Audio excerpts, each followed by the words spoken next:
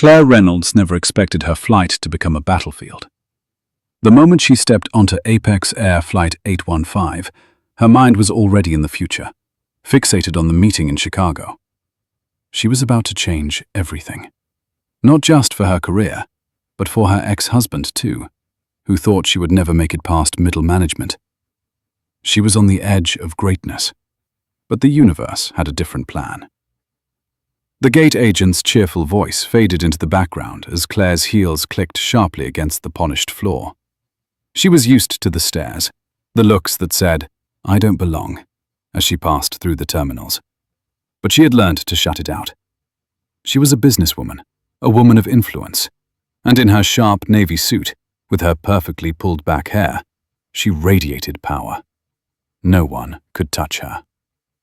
Her seat was at the front of the plane, row 12, aisle seat. Priority. A slight smirk curled at the corner of her lips. She deserved it. It was a 6-hour flight. Just enough time to finalize her notes, her pitch. This wasn't just another meeting. This was the big one. The one that would make her the vice president of strategic marketing at Vidian Dynamics, a multi-billion-dollar tech giant.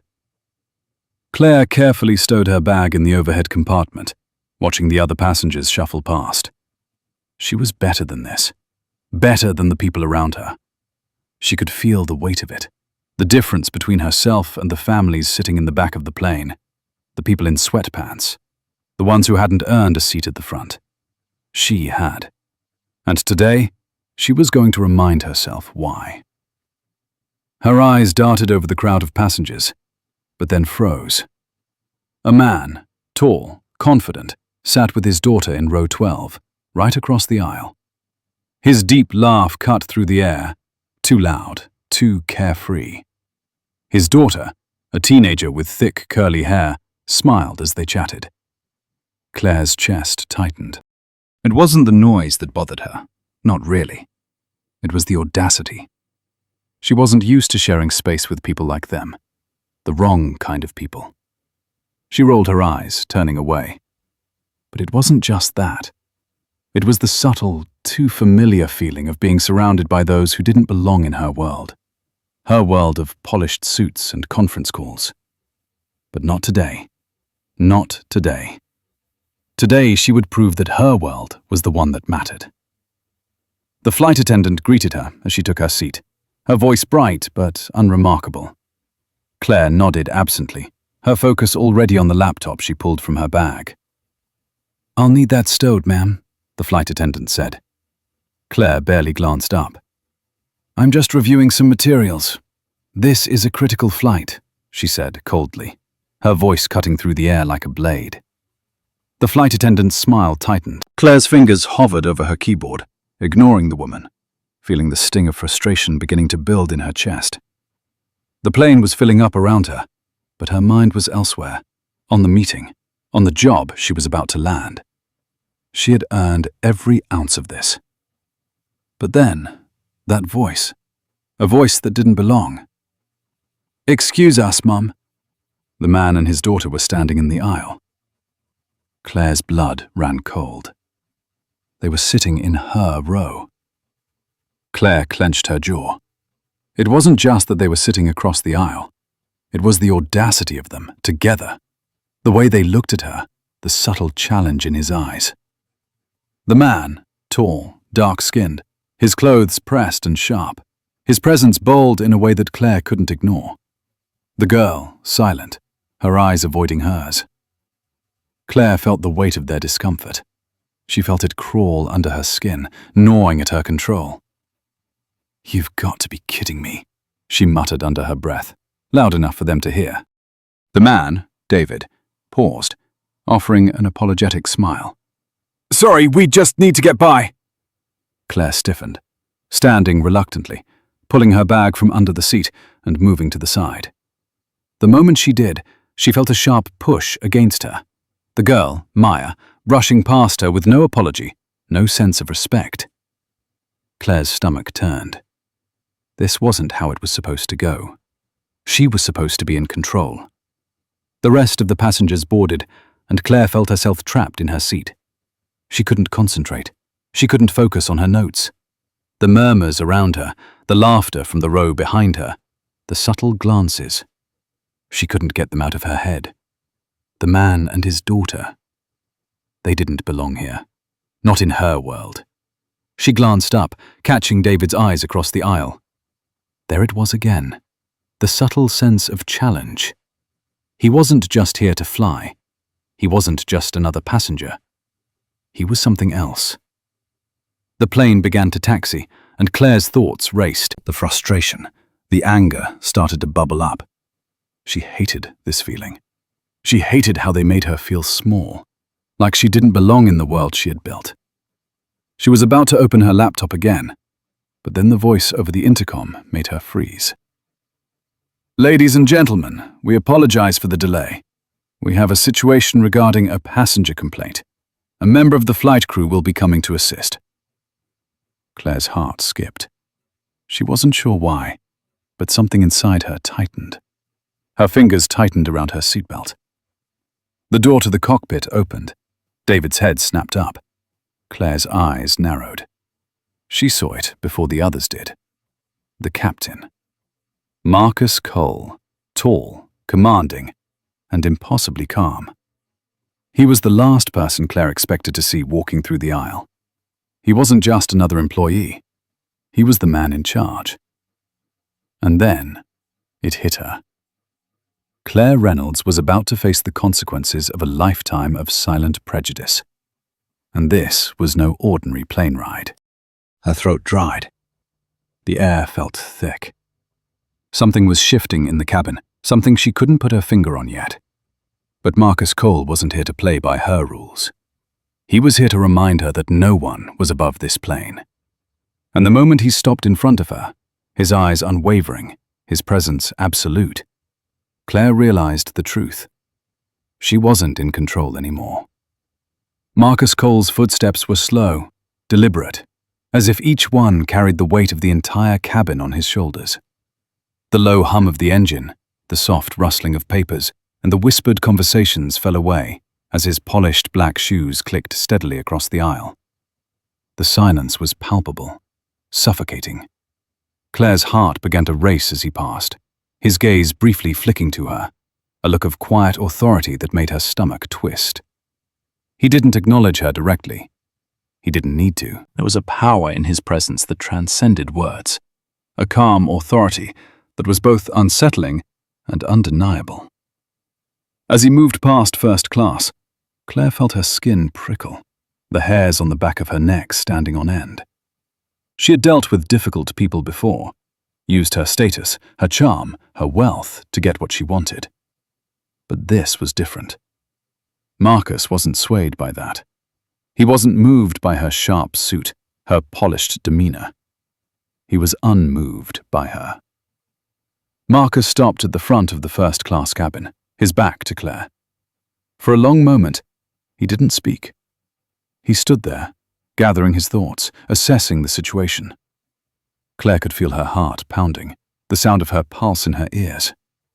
She wasn't sure if it was the weight of his silence, or the fact that she had never been so visibly undermined in her life. For the first time in a long time, Claire wasn't in control.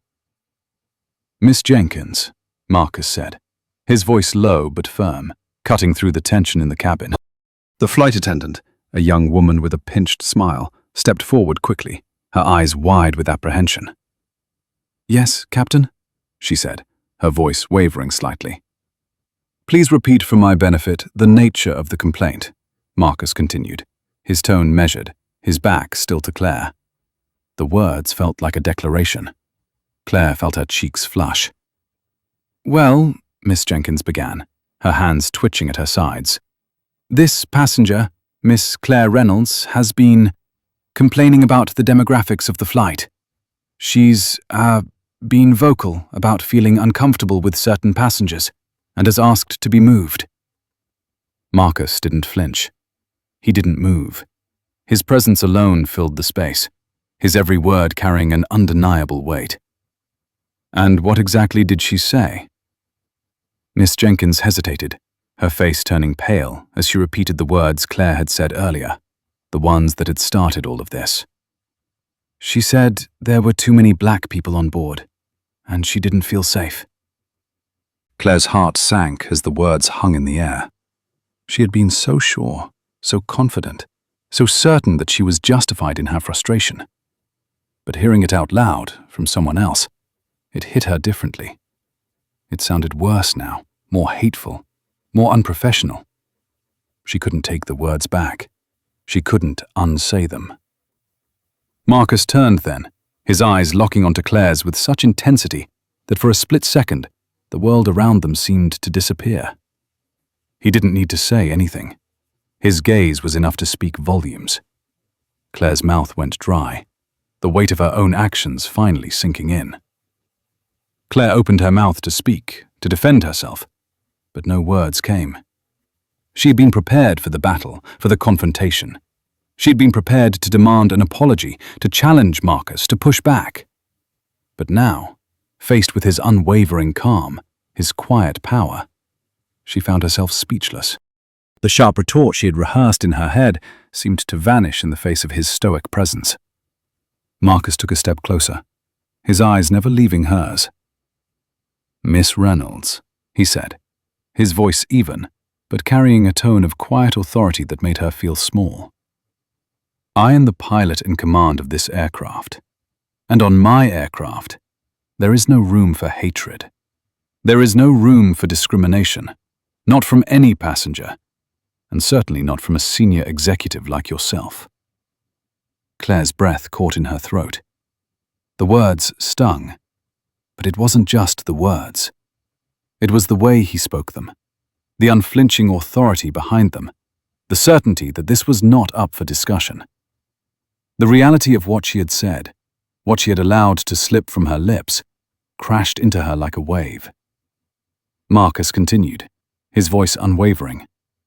"I am responsible for every soul on this flight, and that includes the passengers you've disrespected, the crew members you've undermined, and myself. I do not tolerate behavior that creates a hostile or unsafe environment for anyone, especially not in the air."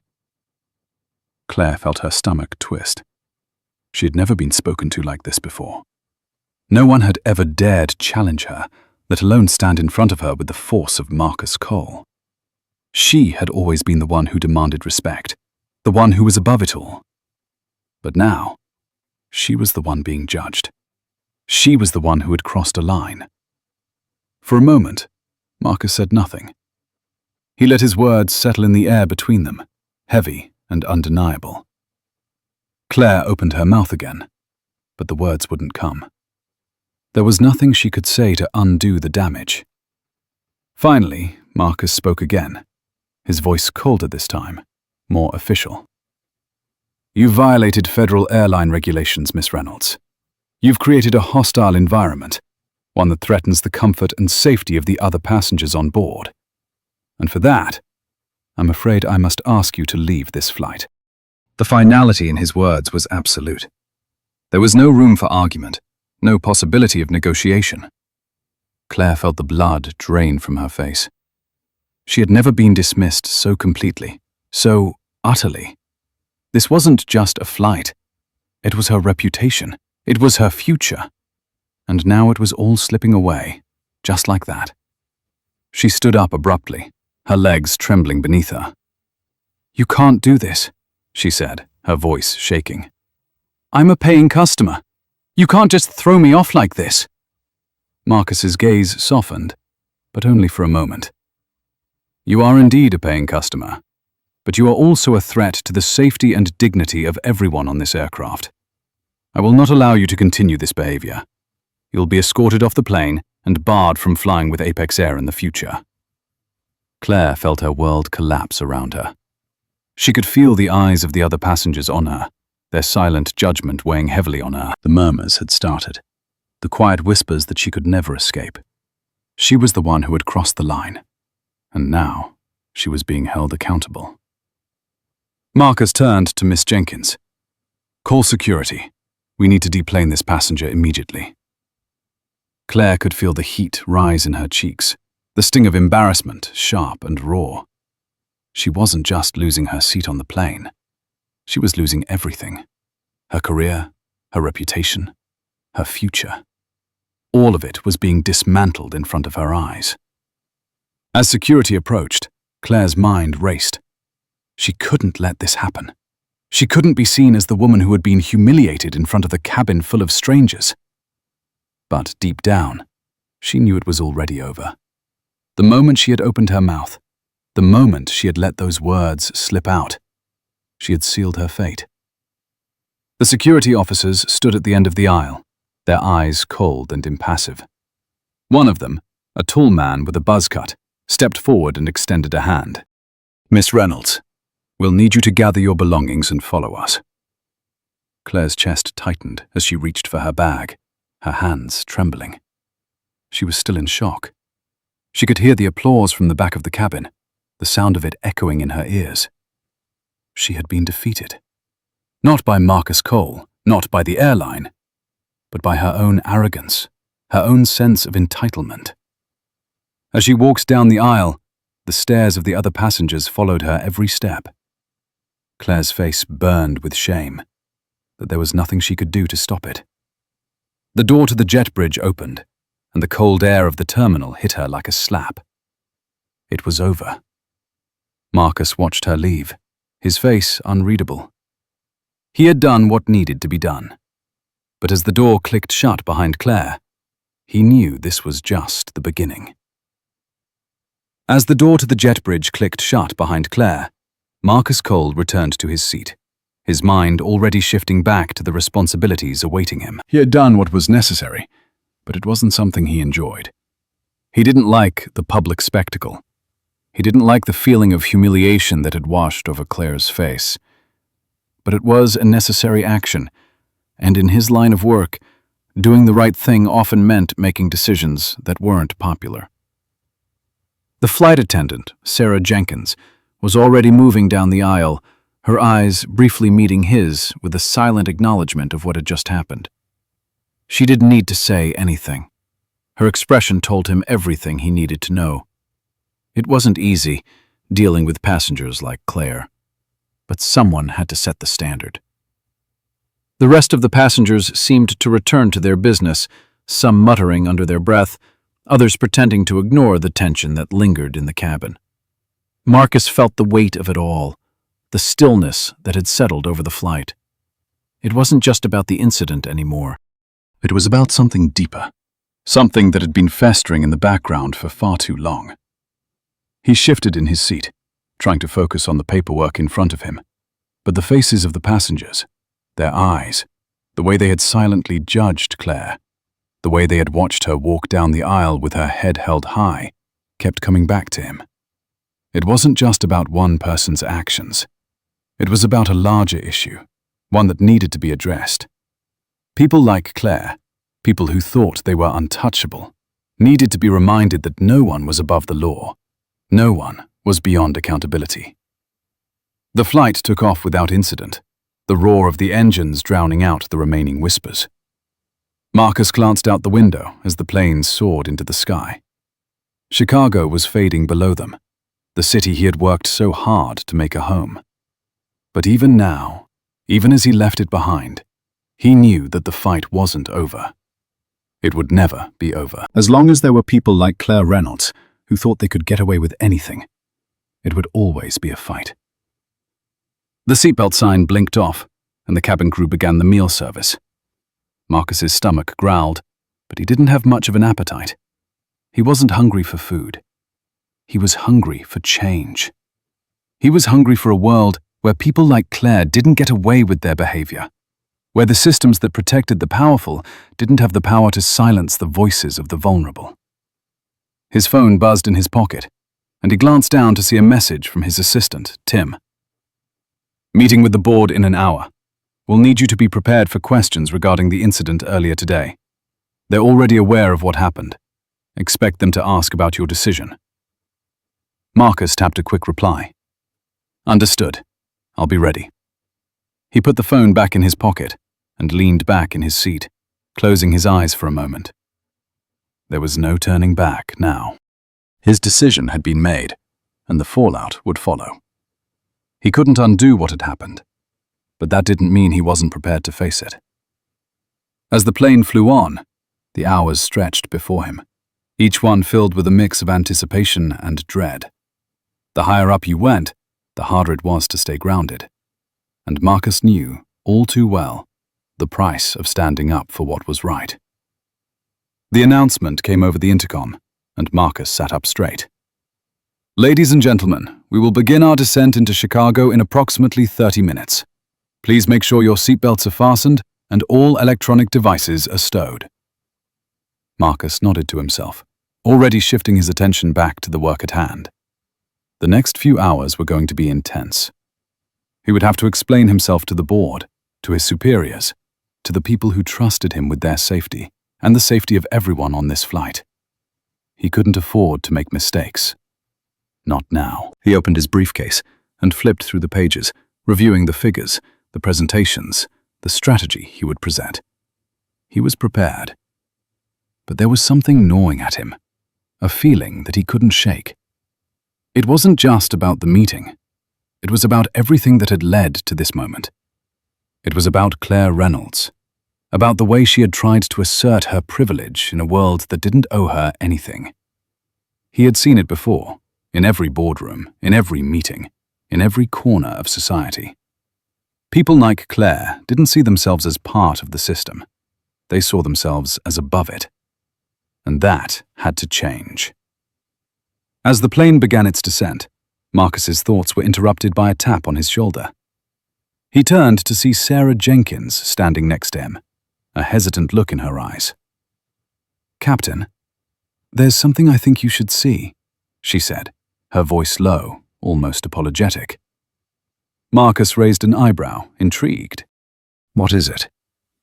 Sarah handed him a tablet, and as he glanced at the screen, his eyes narrowed. It was a video, a clip from the flight. His heart sank as he recognized Claire Reynolds, her face twisted with anger, her hands trembling as she was escorted off the plane. The camera angle was shaky, but it was clear enough. And as the video continued, Marcus saw the crowd in the cabin. Some of them were clapping. Others were watching in silence, their faces impassive, their eyes cold. It was a humiliating scene. And yet, in the midst of it, Marcus saw something else. He saw the way Claire had held herself together, her posture still straight, her chin raised even as she was escorted off the plane. He saw the defiance in her eyes, the refusal to break, even when everything around her was falling apart. He handed the tablet back to Sarah. "Keep it," he said quietly. "We'll need to make sure this doesn't get out of hand." Sarah nodded, her face still filled with uncertainty. "Do you think she'll fight it? Do you think she'll—" Marcus held up a hand, cutting her off. "It doesn't matter. What matters is that we did the right thing, and will continue to do the right thing, no matter the cost." The plane touched down with a soft bump, and Marcus stood, gathering his things. The weight of the day settled over him once more, but he didn't feel defeated. He didn't feel the shame that others might have expected him to feel. He wasn't the one who had crossed the line. It was Claire. And as he made his way to the gate, he knew that the road ahead was long. But it was a road that he had started walking, and he wouldn't stop until it was paved with the kind of justice that people like Claire Reynolds couldn't ignore. The door opened, and the fresh air of Chicago hit him like a wave. It was time to face the music, but Marcus was ready. The moment Marcus stepped off the plane, the noise of the terminal flooded in, sharp and relentless. The hum of travelers, the distant announcements, the rattling of carts, it was all a blur, a stark contrast to the stillness he had just experienced. But inside, his mind was already in motion, preparing for the next phase. The board meeting, the fallout, the next steps. Claire Reynolds may have been escorted off the plane, but Marcus knew her departure was just the beginning of something much larger. He strode toward the airport's business lounge, his steps steady, each one deliberate. The moment he entered, the eyes of the staff and the handful of passengers glanced up. but no one dared approach him. They could feel it. The air had shifted. There was something in Marcus's demeanor, an unspoken authority that made everyone instinctively pull back. He pulled out his phone as he walked, his fingers scrolling quickly through messages. His assistant, Tim, had been busy. The board was already buzzing, with some of the members sending him private messages, demanding an explanation for what had transpired on the plane. He didn't need to respond immediately. Not yet. His mind was still focused on what he had just done, what had just transpired. It was still sinking in, but Marcus knew one thing for certain. He had made the right call. As he entered the lounge, a familiar face appeared in front of him. Sarah Jenkins, the flight attendant who had witnessed everything firsthand. Her face was a mixture of concern and quiet respect. "Captain," she began, her voice a little uncertain. I just wanted to make sure you were okay after everything. I mean, that situation with Miss Reynolds, it was heavy." Marcus glanced up at her, his eyes calm but piercing. "I'm fine, Sarah. Thank you for checking in." It wasn't easy, but it had to be done. He turned his gaze toward the window, the city's skyline stretching far beyond the glass. Sometimes the right thing isn't the easy thing, but we both know that. Sarah nodded, but her hands fidgeted at her sides.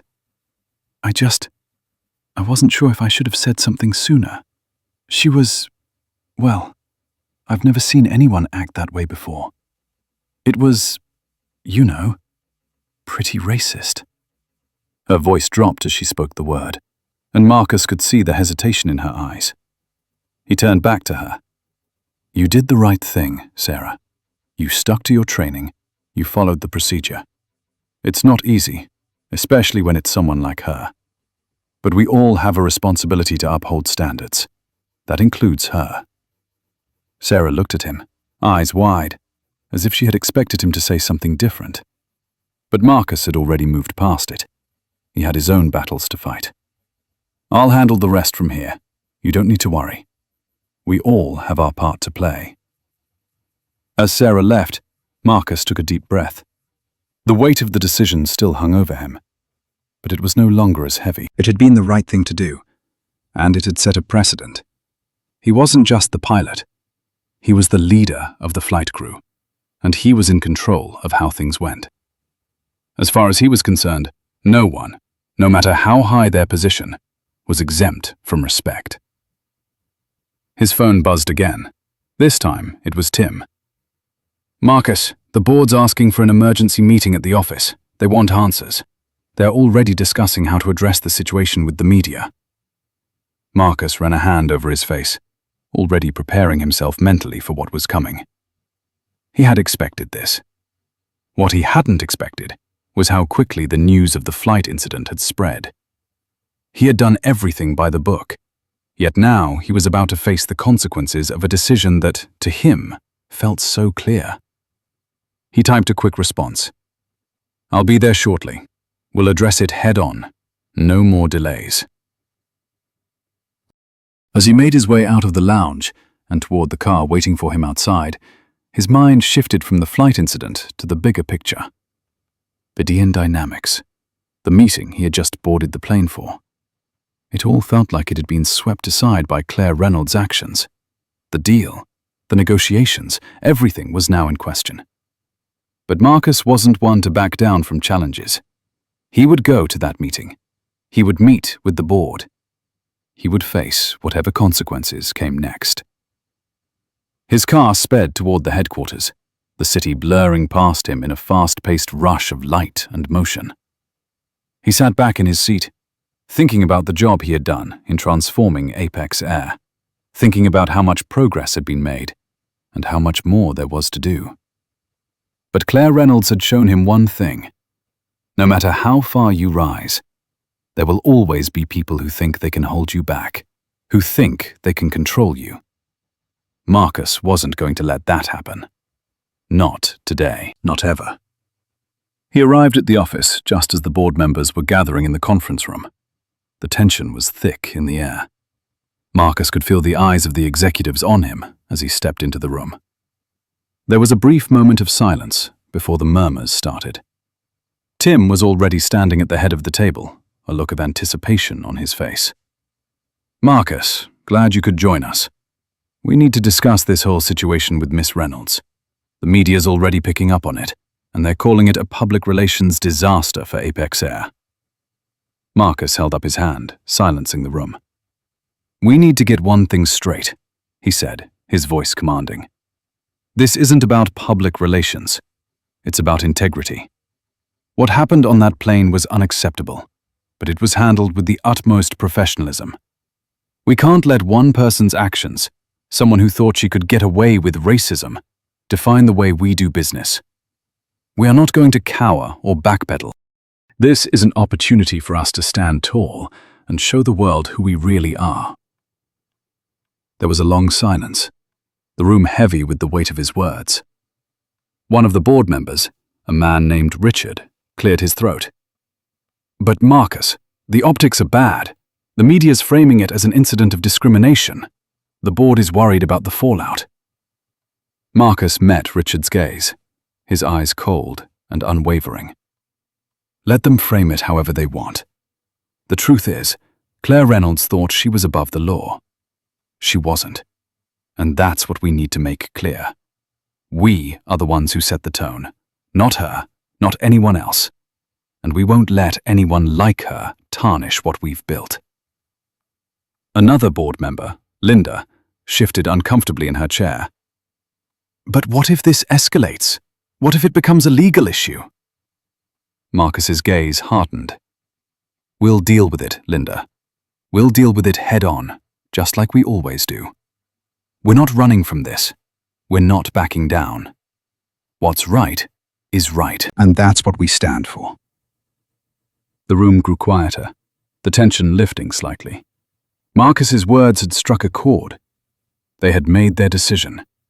Claire Reynolds would not define them. They would define themselves. "We're in this together," Marcus added, his voice softening slightly. "And together, we'll move forward, stronger than ever." The board members exchanged glances, some nodding in agreement, others still unsure. But Marcus knew one thing for certain. He was ready. Ready for whatever came next. Ready to face the challenges ahead. And ready to lead Apex Air into the future. Marcus Cole sat at the head of the sleek conference table, the weight of the room pressing down on him. The board members were all there, their eyes fixed on him with varying degrees of expectation, concern, and doubt. He had made his statement, set the tone, but now it was time for action. The room was silent, save for the occasional shuffle of papers or a cough from one of the executives. No one seemed willing to break the tension, as if they were waiting for him to speak first. He wasn't in the mood for pleasantries. The door to the room clicked open, and Tin, his assistant, stepped in with a file in his hand. He handed it over without a word, but Marcus knew what was inside. He flipped it open, scanning the report quickly. The details of Claire Reynolds' personal history, her career, the accusations against her, all of it was laid out before him. The woman's future was now intertwined with Apex Air's reputation. If they didn't handle this carefully, they could lose everything they had worked for. Marcus set the file down on the table with a soft thud. Claire Reynolds has a reputation she's built over the years, much like the one I've built here. The difference is, I've built mine on integrity. And we're going to make sure the world knows that, he said, his voice calm but firm. Linda, one of the senior members of the board, raised an eyebrow. "Marcus, with all due respect, this isn't just about Claire Reynolds. This is about us. The optics, the media, the public outcry. The last thing we want is to be seen as condoning what she said. The accusations of racism are already out there. We can't let this spiral." Marcus turned to her, his expression unshaken. "Linda, I understand the concerns. But if we let this incident define us, then we're no better than the people who let their biases run unchecked. We can't bow to pressure. We've got to do the right thing, even if it's difficult. The media will come after us regardless. What matters is how we respond. He leaned forward, his hands resting on the table, his eyes scanning the faces of everyone in the room. What I need from all of you is unwavering support. We stand together, or we fall apart. This is the moment we show who we are, not just as a company, but as a team. A murmur of agreement rippled through the room, but it wasn't unanimous. Richard, a board member with a long history in the company, cleared his throat. I'm not saying I don't agree with you, Marcus, but the timing of this, it's bad. We're in the middle of critical negotiations with Vidian Dynamics. The last thing we need is a PR nightmare. Marcus's gaze hardened, his jaw tightening. We've worked too hard for too long to let a single incident destroy what we've built. We will address it. We'll take accountability. But we will not apologize for doing what's right. His voice was sharp, like a knife cutting through the air. The room went quiet again, the tension thickening. He could feel the weight of their doubt, their hesitation. But he wasn't backing down. Not now. Not ever. He could see the potential in every one of them, but they needed to see it too. They needed to believe that doing the right thing wasn't just about following the rules. It was about setting a new standard, one that transcended everything else. A few moments passed before Tim spoke up from the side, his voice calm but firm. Marcus, the media's already circling. They've picked up the story. They're calling it a racial incident that's turning the flight into a public spectacle. We've got to be prepared for the fallout. We need a statement, a plan for how we're going to handle this. Marcus exhaled slowly, his thoughts moving quickly. He wasn't surprised. He had known this was coming. The media was already feeding off the narrative, spinning it into something that suited their agenda. It was up to them to take control, to reshape the story before it got out of hand. He stood up, his decision final. We'll issue a statement. We'll address Claire's actions, and we'll make it clear that her behavior doesn't represent the values of this company. We will also reaffirm our commitment to diversity and inclusivity. We'll take responsibility for the actions of the crew, but we will also make it clear that what happened was a result of one person's prejudice. That's the story we're going to tell. Tim nodded, already typing away on his phone, coordinating with the PR team. I'll have the statement ready for approval in 20 minutes. The media is already asking for interviews. They want to speak with you. Marcus paused, glancing at the board members. I'll do it, he said, his voice resolute. But not for them. I'll do it for everyone who's ever been made to feel small, like they don't belong. This isn't about saving face. This is about showing the world what it means to truly lead. Linda leaned forward, her fingers tapping nervously on the table. And the board meeting? They want answers. They need something concrete. Marcus took a deep breath. He had prepared for this. He had been in the room for many such meetings, but this one felt different. This one felt like it mattered more than the others. We will handle it, Linda. I'll handle it. I've been fighting for the integrity of this company since day one, and I'm not about to stop now. He turned to the rest of the room, his gaze steady. We're going to move forward, together, and we're going to show the world that Apex Air doesn't bend to pressure. We stand by our values, and we always will. With that, the meeting shifted. The tension in the room began to lift, but only slightly. The board members were still unsure, still uncertain about the path ahead. But Marcus had made it clear. There was no turning back. They were either with him, or they weren't. As the meeting ended, Marcus stepped outside, his mind already on the next phase. He could feel the weight of the decisions to come, the steps he would need to take to ensure this didn't destroy everything they had worked for. The media storm was just beginning, but he wasn't going to be swept away by it. He was going to stand firm. He had to. He walked down the hallway, his footsteps echoing in the silence. There was no room for doubt, no room for fear. He had made his decision, and he was going to see it through, whatever it took. Marcus Cole sat in his office, the door closed, the blinds drawn. The world outside was moving at its usual pace, but inside, everything felt suspended. He could hear the low hum of the building, the distant footsteps of employees passing in the hallway. But the only thing that mattered right now was the weight of the phone call he was about to make. The board had been notified. The media had already spun their story. The question now was, how would they respond? His fingers hovered over the phone, his mind racing through everything that had happened in the last 24 hours. Claire Reynolds, the incident on the plane, the fallout, the media storm, the questions.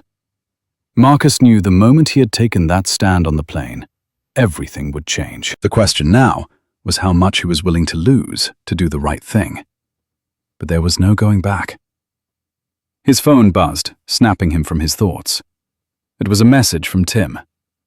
The media's getting more aggressive. They've already started pushing the narrative about discrimination in the skies. They want a live interview with you. Marcus read the message twice, feeling the weight of it settle in his chest. He wasn't surprised. He had expected this. The media would twist and turn the story however they saw fit. But he was ready. He had to be. He stood up, straightened his suit jacket, and took a deep breath. He wasn't going to let them control this narrative. Not this time. The truth was simple. Claire had crossed the line. He hadn't done anything wrong, and he wasn't going to let anyone make him feel like he had. Marcus reached for his phone and dialed the number for the interview. The line rang a few times before someone picked up. "Hello, is this Captain Marcus Cole?" A voice on the other end asked. He could hear the tension in their voice. They knew the story they were about to unfold. "It is," Marcus replied, his voice steady. "We'd like to schedule a live interview with you about the incident on your flight. It's a developing story, and our viewers are eager to hear from you," the reporter said, their tone professional but tinged with urgency. Marcus glanced out the window, watching the busy streets of the city below. He'd always prided himself on being in control of the situation, whether in the air or on the ground. Today would be no different. "I'll do the interview," he said, his voice cutting through the air like a blade. "But I'm not going to be anyone's scapegoat. You'll hear the truth, not the spin." The reporter on the other end hesitated, as if surprised by his directness. "Of course, Captain. We'll be ready for you in 20 minutes. Marcus ended the call, his mind already running through the points he needed to make. He had prepared for this moment, but now it felt different. It wasn't just about a flight. It wasn't about a single incident. It was about something much larger, something that had been building for years. The power dynamics, the system that allowed people like Claire Reynolds to think they could get away with anything. He was done with it. Done with the silent treatment, the unspoken biases. He turned to the mirror, adjusting his tie. He wasn't just the captain today. He was the man who was going to change how things were done. He had been in leadership positions before, but this was different. He could feel it in his bones. This wasn't just about fixing one problem.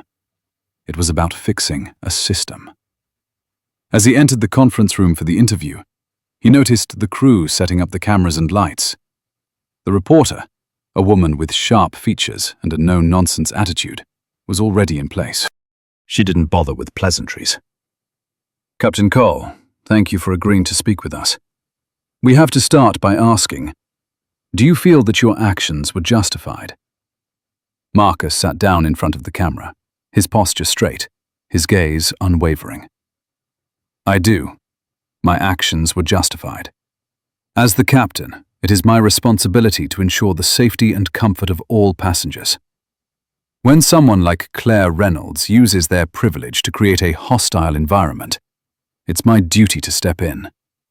I did what needed to be done. The reporter raised an eyebrow. But some critics are saying that the way you handled the situation could have been more diplomatic. They argue that your decision to remove her from the flight was excessive. What's your response to that? Marcus exhaled slowly, his gaze never wavering from the camera. Diplomacy doesn't work when someone is being actively discriminatory. There are lines that can't be crossed. Claire Reynolds crossed one of those lines, and the moment she did, I made it clear that behavior like hers wouldn't be tolerated. Not on my watch, and not on this airline. The reporter seemed taken aback by his confidence, but quickly composed herself. Some people say that the whole situation was blown out of proportion, that it's just a single incident. What do you say to those who feel it wasn't a big deal? Marcus leaned forward slightly, his tone hardening. It's never just a single incident. It's a pattern. It's the culture that allows people like Claire to think they can treat others however they want because they're in a position of power. That's the problem. If we don't address these things, they keep happening. So, no, it wasn't a big deal. It was a necessary action, and I'm not going to apologize for it. The reporter seemed to realize she wasn't going to get the answer she was hoping for, but she pressed on. There are people who believe that your decision will affect your reputation. Some even think it could cost you your position at the airline. How do you respond to that? Marcus's jaw clenched. I've worked my entire life to get to this point. I fought against every barrier they put in my way. I've seen what happens when people like me are told to stay in their place, and I'm not backing down now. If my reputation is at stake, then so be it. I've earned my place, and no one, not Claire, not anyone, is going to take that from me. The interview continued for another 15 minutes, but Marcus's answers remained clear and resolute. By the time they finished, he felt a strange sense of calm wash over him. The decision had been made. The narrative was his to control, not theirs. As the crew packed up their equipment, the reporter gave him a nod of respect. Thank you, Captain. We'll air this tonight. I think you've made your position clear. Marcus stood, adjusting his jacket. You're welcome. He walked out of the room with his head held high. The storm wasn't over, but it was starting to settle. The media would do what they always did, twist and turn the story. But Marcus was ready for it. He was ready for everything. Back at his office, his phone buzzed again. It was Tim. The board wants to meet with you. They're impressed with your handling of the situation, but they want to know what comes next. Marcus smiled faintly. What comes next is simple. We keep moving forward. We show them that we're better than this. We don't let anyone like Claire Reynolds derail us. This company stands for integrity, and we're going to make sure the world knows it. He sat back in his chair, his mind already racing ahead to the next challenge. The game was changing, and Marcus Cole was ready for whatever came next. The following day, Marcus was already in the office before the sun had fully risen. The quiet of the morning was interrupted only by the hum of fluorescent lights and the soft click of his keyboard. His assistant Tim had sent over a series of follow-up emails, media inquiries, board member concerns, and legal assessments. But Marcus wasn't focused on those. Not yet. He had a meeting with the board in an hour, and there was no time to waste. His mind was still racing from the events of the previous day. The media had picked up on the interview, and it was already making waves. The story had shifted in a way Marcus hadn't anticipated. Some headlines lauded his swift action, while others painted him as an authoritarian. But the important part, the part that he had control over, was the message he had sent. He would not let this company be defined by a single incident. He would define it. His phone buzzed, pulling him from his thoughts. It was Tim again. The board is ready to go. They've asked for you to be prepared to discuss next steps in more detail. They're still unsure of the public response.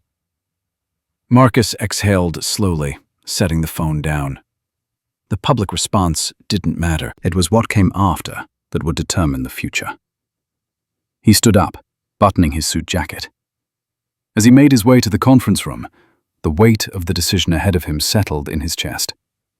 He had prepared for this moment, but the reality was far different from what he had envisioned.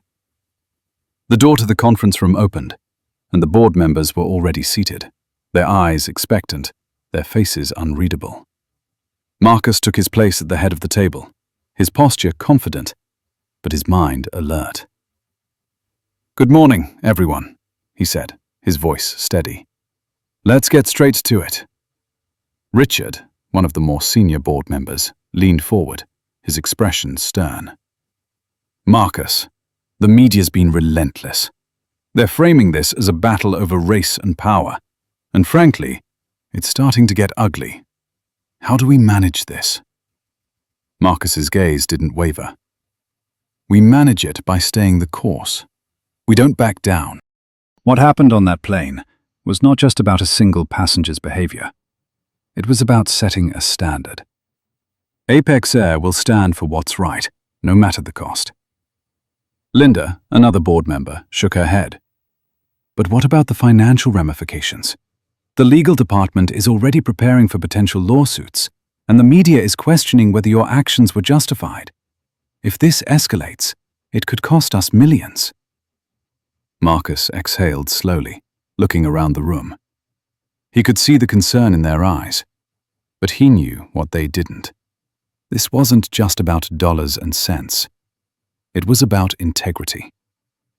"I understand the financial concerns," he said, his voice calm but firm. "But we can't let money dictate our values. If we back down now, if we apologize for doing what was necessary, we would have lost before the real fight even begins." "You're asking us to risk everything on a principle," Richard interjected. "Is that wise?" Marcus turned his gaze toward him, his eyes hardening. "Principles are what got us here in the first place. I didn't get to this position by compromising my values, and neither will this company." The room fell silent for a moment, the weight of his words hanging in the air. Marcus felt a flicker of hope. Maybe they were starting to understand. "So, what do we do now?" Linda asked, breaking the silence. "We double down," Marcus replied, his voice resolute. "We issue a public statement. We stand by our actions. And we make it clear that anyone who thinks they can use their position to undermine this company will be held accountable." The room shifted, the tension lifting slightly as the board members exchanged looks. They weren't fully convinced, but they were listening. "And what about Claire Reynolds?" Richard asked. "Do we just let her walk away from this?" Marcus shook his head. "Claire Reynolds is a symptom of a larger issue. She's not the problem. The system that enables people like her to think they can act with impunity is. If we're going to make real change, we need to look at our policies, our hiring practices, and our culture. Claire won't be the last person we have to deal with, but she will be the last person who gets away with this behavior." The room fell into quiet contemplation as the board absorbed his words. Marcus could see the shift in their eyes, the understanding taking root. This was bigger than Claire Reynolds. This was about creating a new standard for how things were done. It was about making sure no one else could use their position to undermine the values they held. After a few moments, Linda spoke. "So, you're suggesting we take this to the next level? Address the culture of privilege and entitlement that exists within the company?" Marcus nodded. "Exactly. We need to make it clear that this behavior won't be tolerated, no matter who it is. And we need to lead by example. We'll start by making sure our policies are updated, that our leadership reflects our values, and that we hold ourselves accountable for the culture we've created." Richard raised an eyebrow. "And the shareholders? What do we tell them?" "We tell them the truth," Marcus replied. "We tell them that this company is built on integrity, and that we will protect that integrity at all costs. If they can't accept that, then they're free to walk away." The board members exchanged glances, some nodding in agreement, others still uncertain. But Marcus could see the shift. They were starting to see the bigger picture. This wasn't just about Claire Reynolds anymore. It was about setting a precedent, about changing the way the company operated, about ensuring that no one, no matter how high their position, could ever again threaten the core values that had built Apex Air into what it was today. "Okay," Linda said, breaking the silence. "We'll back you on this. But we need to move quickly. The media won't stop, and the shareholders will want answers." Marcus stood, his decision final. "We'll move quickly, we'll be transparent, and we won't back down. This is the new direction for Apex Air, and it starts now." As he left the room, Marcus knew the road ahead wouldn't be easy. There would be more challenges, more obstacles to overcome. But for the first time in a long time, he felt a sense of purpose, a sense that he was fighting for something real. And that was something worth fighting for. Marcus Cole stood by the large windows of his office, looking out over the city. The skyline stretched out before him, the familiar streets and buildings now feeling strangely distant. He had spent years building this empire, making Apex Air what it was today. But something had shifted. The fight wasn't just about flying planes anymore.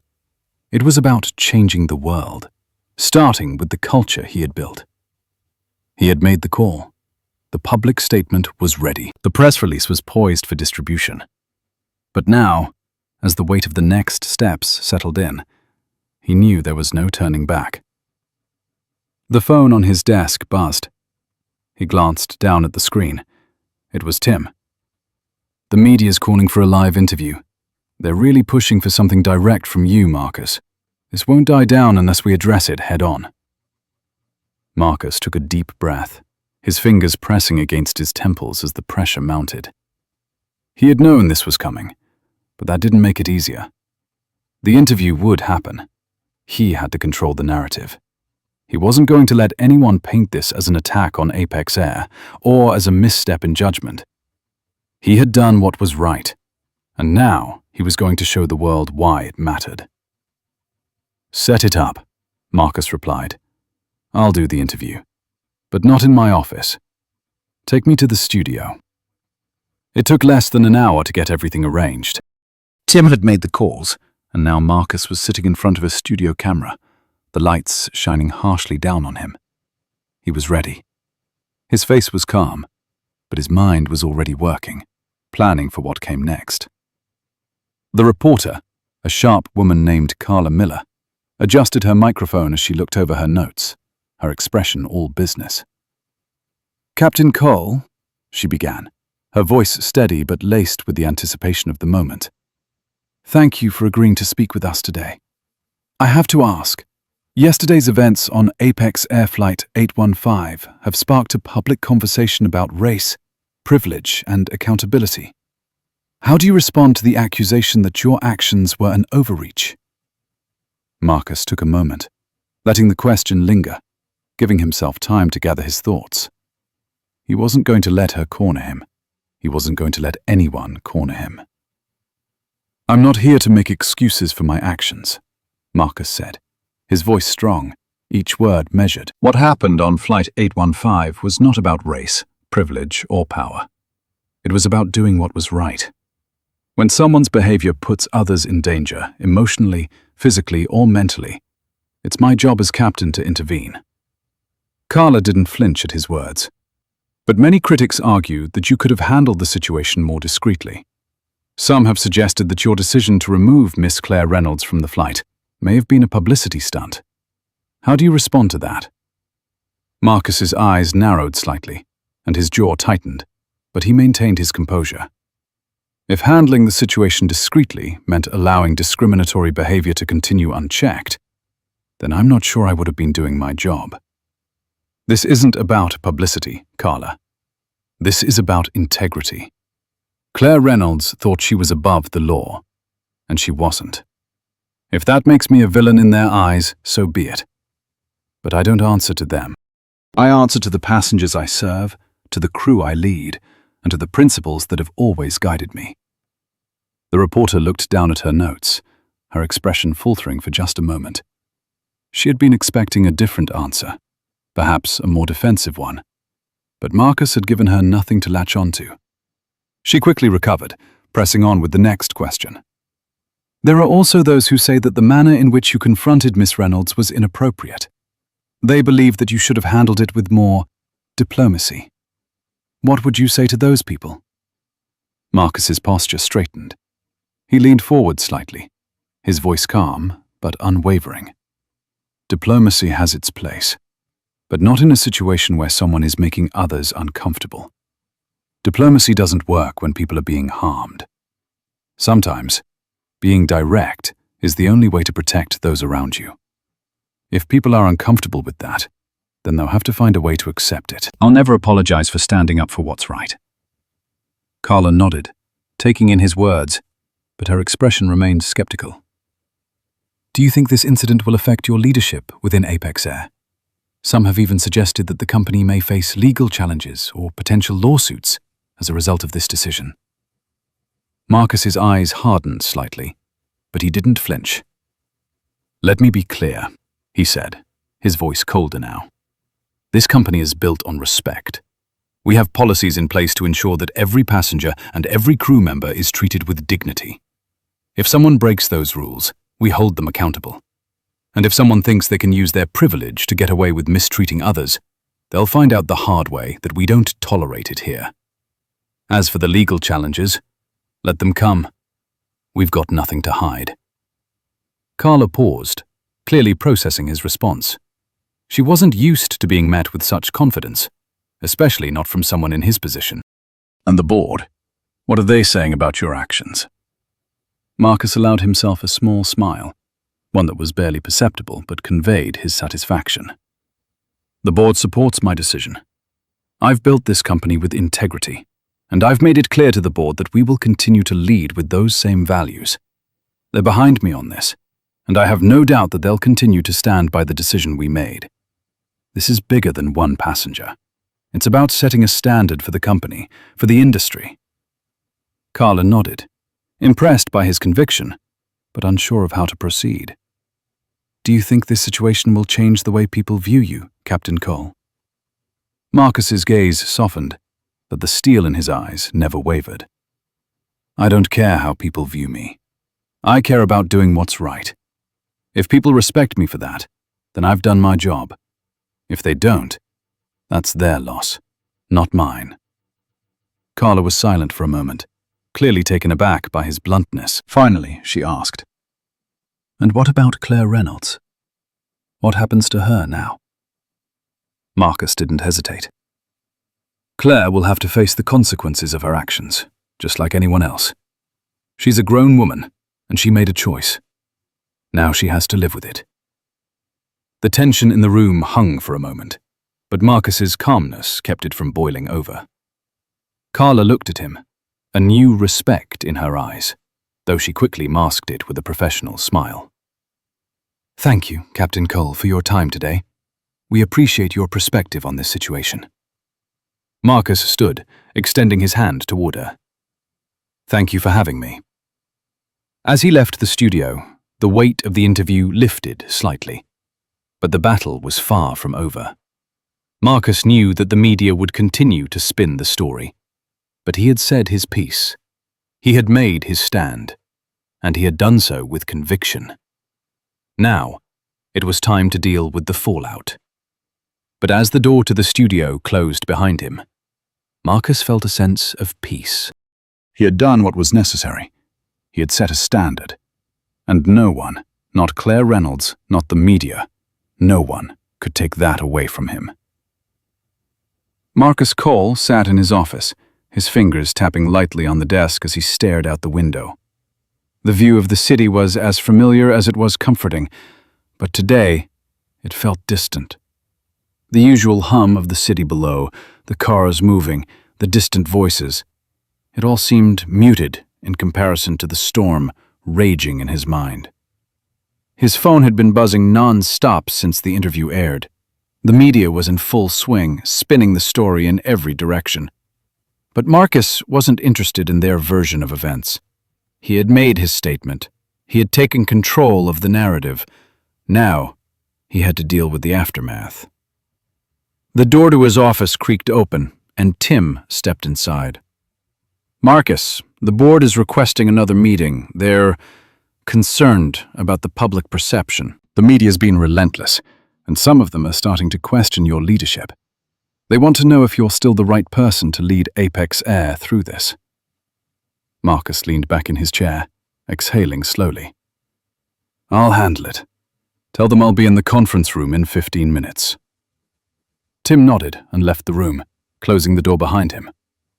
Marcus sat for a moment longer, gathering his thoughts. The room was silent, but it felt like the walls were closing in on him. Every decision he made, every word he spoke, would be scrutinized. But he had done the right thing. He had no doubt about that. The truth was undeniable. Claire Reynolds had crossed a line. She had shown the world exactly who she was, and he had made sure she would be held accountable for it. The board meeting was tense from the moment Marcus stepped into the room. The members were already seated, their expressions a mixture of concern and hesitation.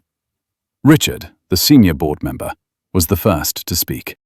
"Marcus, we need to address the fallout from the interview. The public is still divided, and the legal team is warning us about potential lawsuits. Some of the shareholders are already questioning your decisions. They want answers." Marcus walked to the head of the table, his gaze steady as he looked around the room. "The answer is simple. We don't back down. We don't apologize for doing the right thing.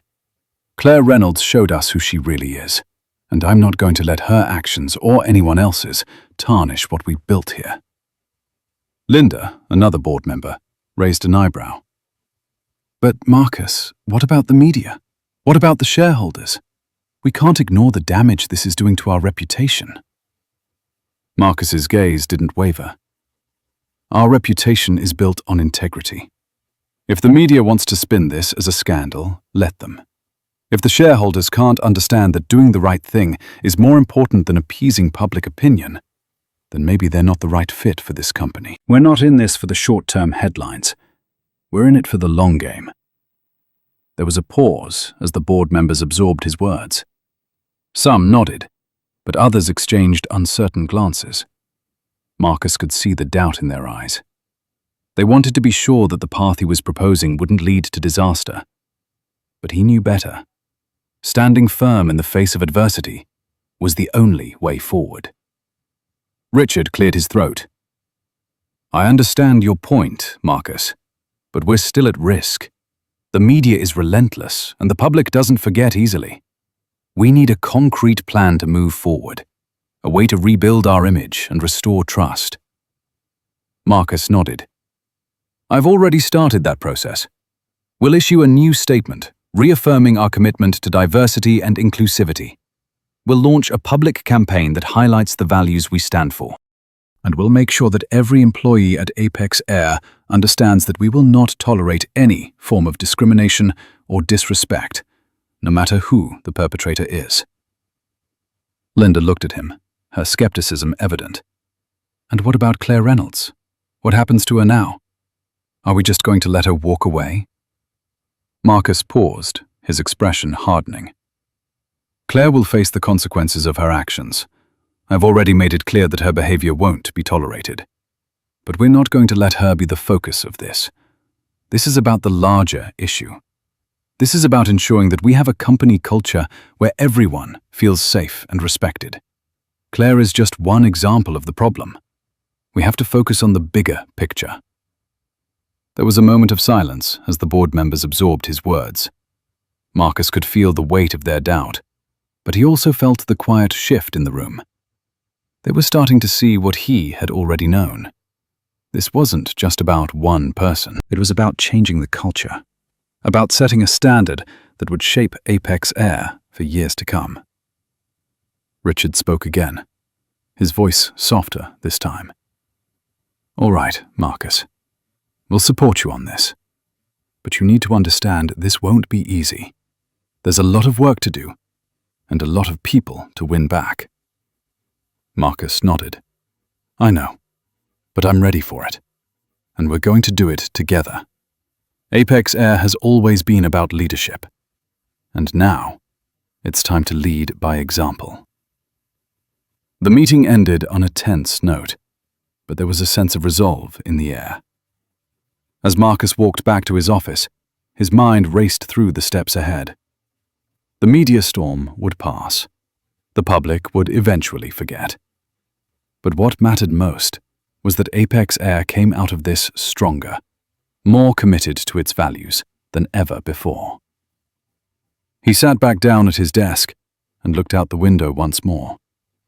The city was still bustling below, but to Marcus, it felt like everything had changed. He was no longer just a man trying to navigate the waters of corporate politics. He was a leader. And he was about to prove that the values he had fought for would define the future of Apex Air. As the sun began to set, Marcus took a deep breath. This wasn't over, but he was ready for whatever came next. And nothing, not the media, not the critics, not even Claire Reynolds, could stop him from doing what he knew was right. Marcus stood at the window of his office, looking out over the city as the last light of day faded into twilight. He had been at the helm of Apex Air for years, navigating through crises and challenges, but nothing had prepared him for this. The media was still buzzing, but something had shifted. He could feel the momentum building, the sense of change in the air. People were talking. The story was no longer about Claire Reynolds or the incident on the plane. It was about the values they stood for, about the culture they were building, one that demanded respect and integrity from everyone, no matter their position. The phone on his desk buzzed, breaking his thoughts. It was Tim. Marcus, we've got some updates. The statement we released is getting positive traction. The media is still pushing for interviews, but it seems like people are starting to understand our stance. The board's also pleased with how we're handling the fallout. Marcus smiled faintly. That's good. But this isn't just about the board or the media. It's about setting a precedent. We can't back down. Not now. Tim's voice came through with a slight hesitation. Absolutely. But, Marcus, there's something else. The shareholders, some of them are worried about the long-term impact. They want a clear path forward, a plan to reassure them that this won't harm the company in the long run. Marcus sighed, his eyes never leaving the city below. I understand. Let's make sure we have a strategy that outlines our commitment to these values. This isn't just about handling a crisis. It's about making it clear that Apex Air is built on principles that won't be compromised. He paused, his mind working through the details. I'll meet with the team tomorrow. We'll solidify the next steps. But for now, let's keep moving forward. We can't afford to lose momentum. He set the phone down, his gaze still fixed on the horizon. The truth was, the work was only just beginning. The battle for Apex Air's reputation had been won, but the war for the future was far from over. He had seen what could happen when a company's values were compromised, when leaders let fear dictate their decisions. He wasn't going to let that happen to his company. As he sat back down at his desk, his mind began to map out the next steps. It wasn't just about protecting the company's reputation. It was about transforming it. This was his chance to build something lasting, something that would stand the test of time. The meeting with the board had been just the beginning. The real work would come with making the changes that would define Apex Air for the next generation. The phone buzzed again, but this time it was a message from the legal department. He opened it, scanning through the updates. The team had already begun working on a new set of guidelines for handling discrimination, harassment, and any other issues that could potentially harm the company. He nodded to himself. They were already ahead of the game. The next few months would be critical. He would need to ensure that everyone at Apex Air understood the new direction, that everyone, from the top down, knew what was expected of them. He wasn't going to let this moment slip away. He wasn't going to let anyone forget why they had taken this stand. The door to his office opened, and Tim walked in, carrying a folder in his hands. "Here's the latest update on the media," Tim said, handing over the folder. "I think you'll be pleased with the progress." Marcus opened the folder and began reading the reports. The positive coverage was growing, with more and more outlets praising his leadership, even if it was still a contentious topic. But the truth was clear. The decision to stand firm had paid off. The company was gaining respect, and people were starting to recognize that. "This is good," Marcus said, his voice quiet. "But we need to keep pushing. We need to show the world that this is who we are, not just who we were." Tim nodded, understanding exactly what Marcus meant. "Absolutely. We're already working on a follow-up campaign to keep the momentum going." Marcus closed the folder, leaning back in his chair. "We'll do it right. No more compromises. No more letting anyone slip through the cracks. We're going to build something different. Something stronger. Apex Air is going to be a company that people look up to, not just for its success, but for the way we lead." Tim smiled, his eyes reflecting the determination that was now palpable in the room. "You've got it, Marcus. Let's make it happen." The conversation shifted to logistics, to plans for the upcoming months, to strategies for maintaining the company's growth. Marcus felt a renewed sense of purpose. He wasn't just the leader of Apex Air. He was a leader for a new kind of business. A business built on integrity, respect, and accountability. As the meeting came to an end, Marcus stood up, feeling the weight of the responsibility lift slightly. He had made the right decision. And as he looked out over the city again, he knew that what he was building here would last far beyond any media storm, any challenge, any crisis. It would stand the test of time. Marcus Cole was ready for whatever came next. If you've